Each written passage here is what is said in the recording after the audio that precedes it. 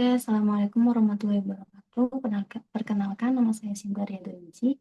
Saya akan mempresentasikan soal dari ujian tengah semester kali ini dengan mata kuliah etika bisnis.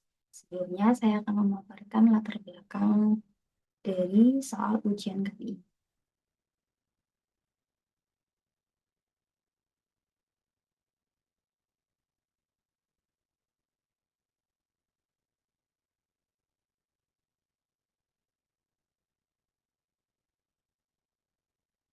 Oke, skincare atau perawatan kulit adalah serangkaian kegiatan dan penggunaan produk untuk menjaga kesehatan kebersihan serta penampilan kulit agar tetap sehat, bersih, dan bercahaya dengan cara membersihkan, melembabkan, melindungi dan dari matahari,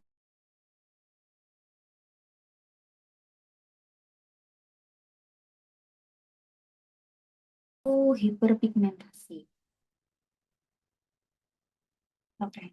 Dalam artikel Dokter Estetika ungkap daftar skincare yang overclaim hingga ditemukan bahan berbahaya hidroquinone dari liputan 6 ini membahas beberapa produk skincare yang diklaim berbahaya, berlebihan atau overclaim.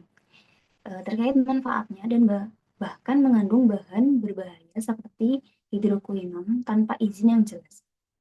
Beberapa produk ini memberikan klaim yang tidak realistis, sehingga dapat menyesatkan konsumen dan berpotensi menimbulkan dampak negatif pada kesehatan kulit.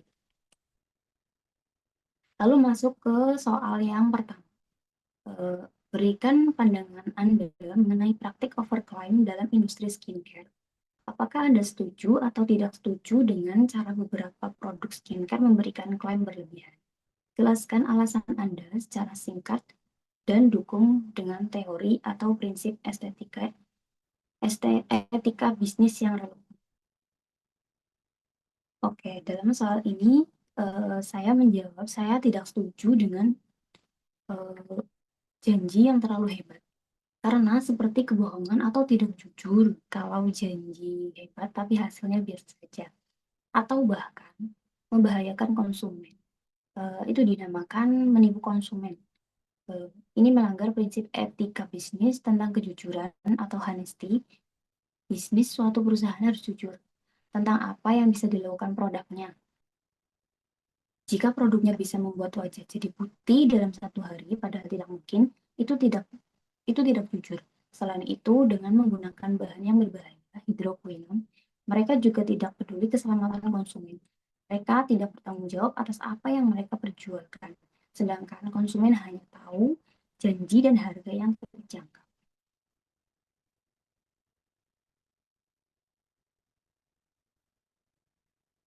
Lalu masuk soal yang kedua, yaitu identifikasi masalah etika bisnis yang muncul dalam kasus overclaim dan penggunaan bahan berbahaya pada produk skincare. Apa nilai atau prinsip etika bisnis yang menurut Anda diabaikan dalam kasus ini? Bagaimana dampaknya terhadap konsumen? Ada dua masalah etika dalam kasus ini. Yang pertama adalah ketidakjujuran karena overclaim, dan yang kedua tidak peduli keselamatan karena memakai bahan berbahaya berupa hidroquinone dan dalam memproduksi. Prinsip yang diabaikan meliputi prinsip tanggung jawab atau responsibility, karena perusahaan tidak bertanggung jawab atas kesehatan konsumen. Lalu prinsip keadilan atau fairness, karena pembeli dirugikan membeli dan membayar produk yang malah merusak. Adapun dampak negatif yang akan dirasakan konsumen. Konsumen akan merasa kecewa, bisa mengancam kesehatan karena ada bahan yang berbahaya. Lalu masuk soal yang ketiga. Berikan rekomendasi atau penyesuaian yang bisa dilakukan oleh perusahaan skincare agar lebih sesuai dengan etika bisnis. Apa langkah-langkah konkret yang dapat diambil untuk memastikan bahwa produk mereka aman dan klaim yang diberikan sesuai dengan kenyataan? Jelaskan bagaimana penyesuaian ini bisa meningkatkan tanggung jawab perusahaan. Oke, soal yang ketiga kali ini, eh, rekomendasi atau saran agar perusahaan lebih baik dalam beretika bisnis ya. Langkah konkret yang harus dilakukan ialah mengecek bahan, pastikan semua bahan yang digunakan untuk memproduksi aman dan sudah diuji, serta tidak boleh ada bahan terlarang, lalu kemudian jujur dalam pemasaran eh, atau iklan. Bagaimana manfaat dan kemampuan produknya tidak melebih-lebihkan kualitasnya jika belum teruji secara nyata.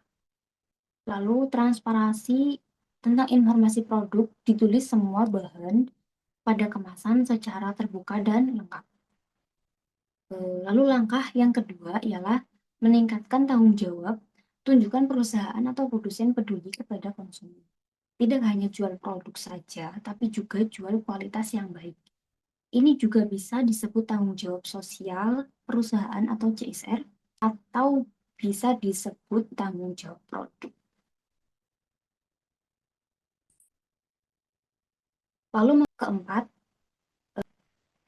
identifikasi peraturan pemerintah atau kebijakan yang relevan di Indonesia terkait keamanan produk kosmetik dan skincare, seperti aturan dari BPOM atau Badan Pengawas Obat dan Makanan. Bagaimana perusahaan dapat memastikan bahwa produk mereka mematuhi regulasi tersebut? Jelaskan langkah-langkah yang perlu diambil agar sesuai dengan peraturan dan standar yang berlaku. Di Indonesia ada namanya BPOM atau Badan Pengawas Obat dan Makanan. BPOM yang menentukan apakah sebuah produk kosmetik aman dan boleh dijual. Ini termasuk peraturan penting dalam pemerintah Indonesia. Cara suatu perusahaan dalam mematuhi aturan agar sesuai standar ialah yang pertama yaitu mendaftarkan produk ke BPOM dan mendapatkan nomor izin edar atau notifikasi yang disebut NA. Ini seperti paspor aman dari pemerintah. Lalu yang kedua, jalankan cara pembuatan yang baik.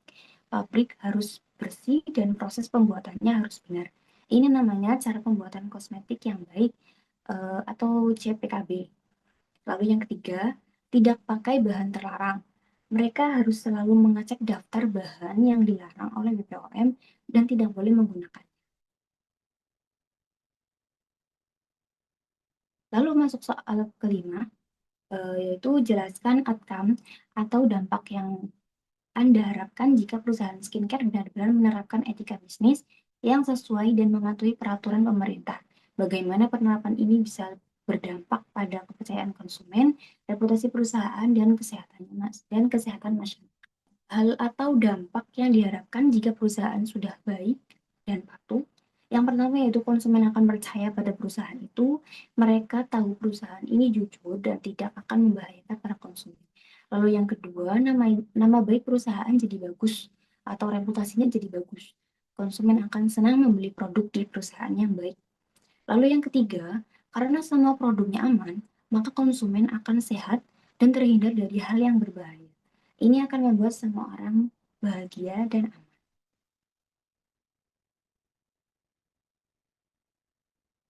Oke, sekian presentasi dari saya. Mudah-mudahan bermanfaat dan jelas dalam menjelaskannya. Eh, Terima kasih dan sampai jumpa.